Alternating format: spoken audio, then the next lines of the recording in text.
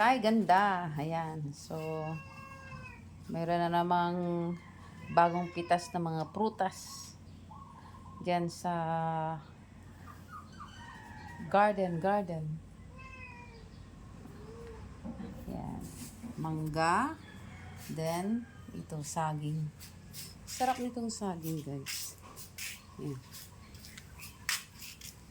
It's all organic. Ayan.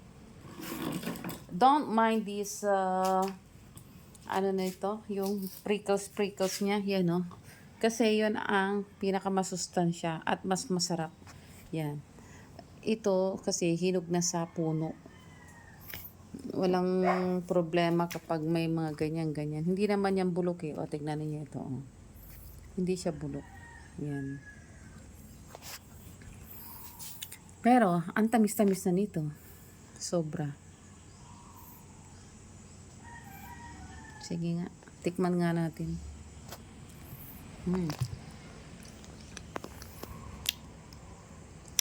Sobrang tamis. Ano? Kinakain ko na siya. Actually, ito yung mga pinakamatamis, yung mga may ganyan. Yung mga dot na black. Kala nila, sira yan, no?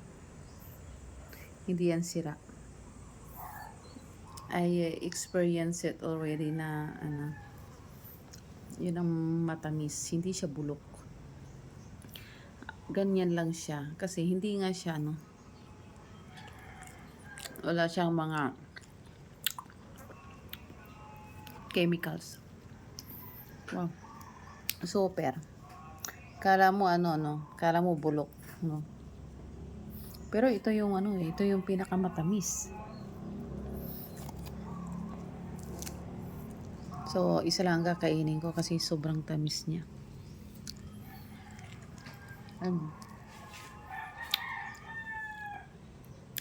Na siya,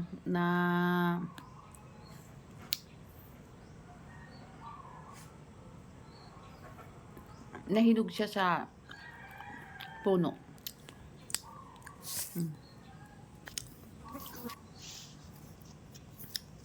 Yan naman, mangga. Mamaya magmamangga ako. Mayroon kayong mangga, kaya lang kapag nandito ako sa bahay, I don't feel like eating mangoes. But sa labas, pag nakakita ako, para akong nagugutom ng mangga. But nagre-crave ako ng mangga. Takpan natin kasi kinuha ko ng yan. Ang tamis niya, super duper. Yan. Okay. Ito naman, meron kasi kaming tanim na mga sitaw. Sitaw, bataw, patani. Ito, gundol, patula. Ito yung ito yung dried na sitaw. Yan. So, ito yung makinuha na kalamansi sa... Actually kasi, bumili ako ng ng gagawing sashimi. Andun pa rin sa ref hanggang ewan ko, hindi na yung fresh. Yan. Nilagyan ng soy lang at saka yan. Ayaw ko kasi yung wasabi. Hindi ko masyadong kanya. Ayan. Lahat yan tanim ni mother. Si mother na napakasipag. As in, yan. May okra. Doon sa kanyang farm.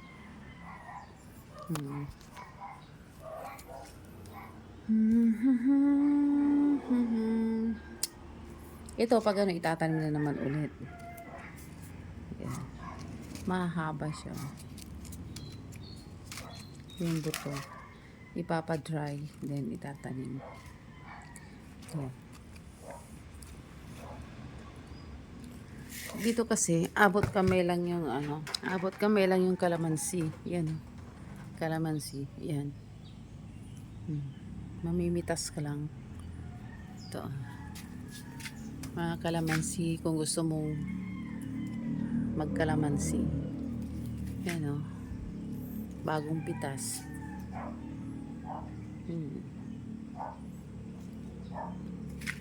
Marami.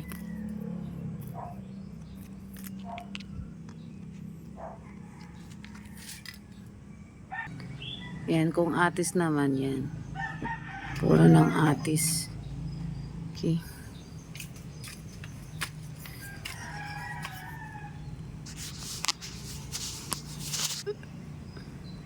Kung papaya naman, ayan, papaya. Malalaki. Actually, itong ano namin is punong-puno ng mga pananim kasi. Hindi na siya, no? Hindi na kayang i-penetrate ng araw. So, grabe ang lilim niya. Tingnan ninyo guys, yun. Kalamansi, saging, papaya, atis. Ang dami. Yan o. Tabing bahay lang yan ha. Wala na siyang ano. Wala nang paglalagyan. And fruit bearing trees yan. Ganda siya kasi malamig dito. Malamig. Yan, so pupuntang ka doon. Puro mangga. Hanggang doon sa pinakadulo. Ito, kagaya nito. Kalamansi. Yan, kalamansi na 3. I love you. I love you, Sabado. Ay, Friday pa lang pala. Yan. Ayun, may isa na namang pandon. May isa na namang saging na malapit ng mahinog. Hindi makita. Kasagingan kasi dyan. Saging, mangga. Ayan, nakikita nyo. Hindi na magpipenetrate yung araw kasi sa dami ng dahon. Dami ng tanim. Ayan guys.